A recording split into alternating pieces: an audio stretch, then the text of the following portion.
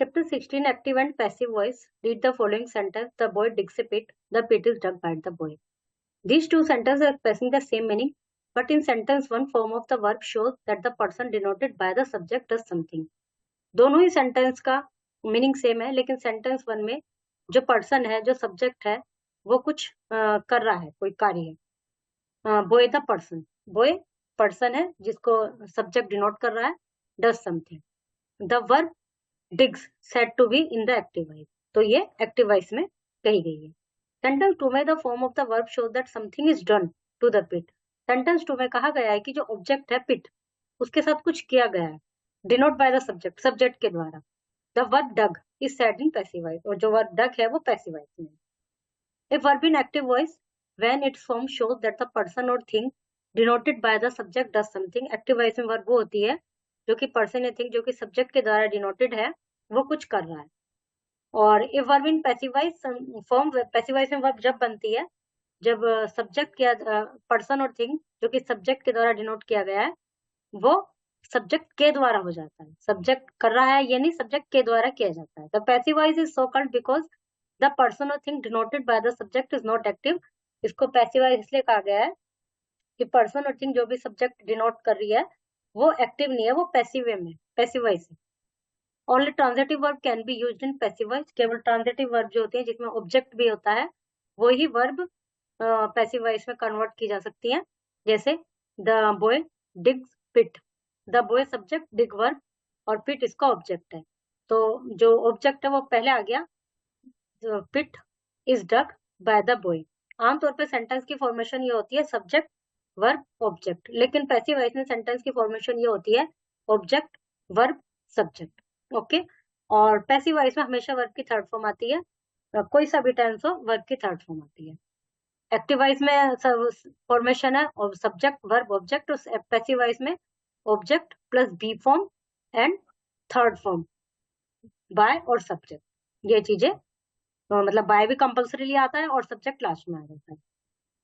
We see that when a sentence is changed from active to passive, the object of the active become the subject of the passive. जब हम किसी sentence को active से passive में बनाते हैं तो जो ऑब्जेक्ट है वो सब्जेक्ट बन जाता है, और जो सब्जेक्ट है वो बाय के बाद लास्ट में चला जाता है.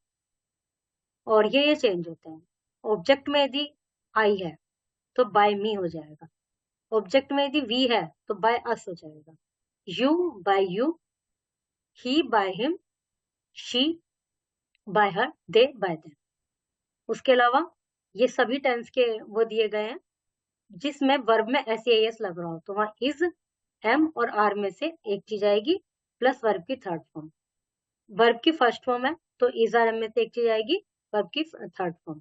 वर्ब की थर्ड फॉर्म सभी में आएगी, हेल्पिंग वर्ब सभी में आएगी, भले ही मेन सेंटेंस आपके एक्टिव सेंटेंस में हेल्पिंग वर्ब है या नहीं. देख लीजिए, इनको एक बार पढ़ लीजिए.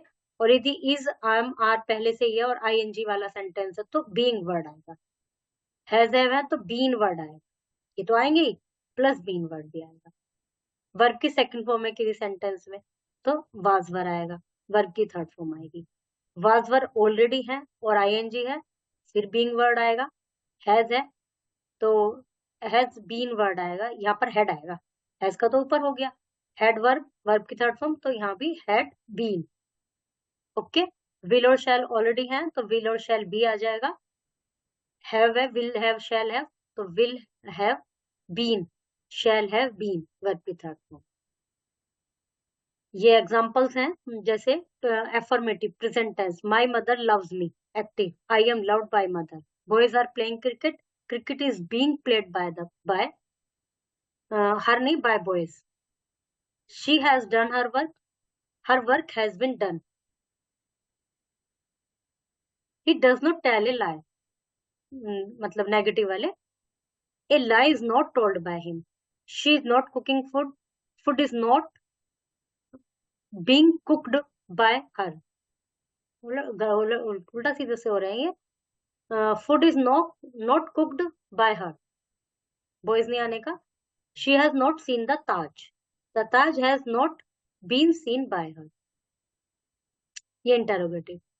Does your father read newspaper, is newspaper read by your father. read की थर्ड फॉर्म भी read होती है. do they help the poor, are the poor helped by them? When does she give you book? When is book given you by her? When are you given a book by her? इस तरह से बन सकता है. ये सब present के हैं, ये पास्ट के एग्जाम्पल देख लीजिए. The peon open the gate. The gate was open by the peon. The teacher was teaching the lesson. The lesson was being taught by the teacher.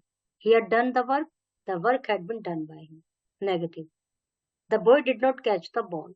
The ball was not caught by the boy. He never told a lie. A lie was never told by him. Interrogative. Did you open the box? Was the box opened by you? Who broke the jug? By whom was the jug broken? Future tense. The peon will ring the bell. The bell will be rung by the peon. I shall play cricket tomorrow. Cricket will be played tomorrow by me. Will Dhoni bring the ball? Will the ball be brought by Dhoni? Who will forget it? By whom will it be forgotten?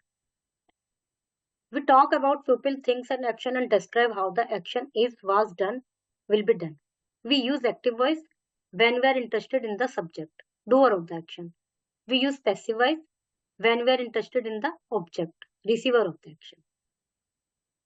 When the subject is the doer of the action, the verb is said to be in active voice. When the subject is the recipient receiver of the action, the verb is said to be in passive voice. By is usually used before the subject or the doer of the action. Passive में change करना है इनको, ये भी passive में ही change करना है. Okay, chapter is completed.